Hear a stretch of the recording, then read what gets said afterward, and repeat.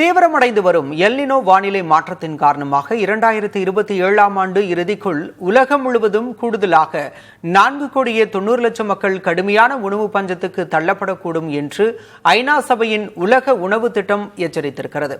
இதுகுறித்து புதிய தலைமுறையின் காலநிலை அணி வழங்கும் தொகுப்பை பார்க்கலாம்.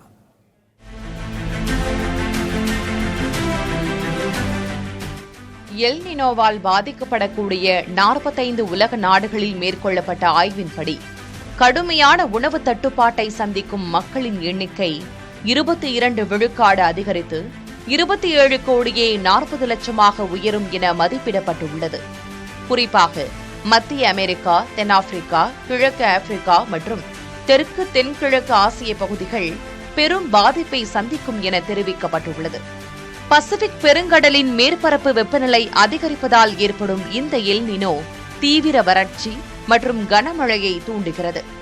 இந்த காலநிலை மாற்றம் செப்டம்பர் முதல் டிசம்பர் மாதங்களுக்கு இடையே உச்சத்தை எட்டும் என்றும் இதன் விளைவாக வேளாண் அறுவடை பாதிக்கப்பட்டு 2027 வரை அதன் தாக்கம் நீடிக்கும் என்றும் கூறப்பட்டுள்ளது.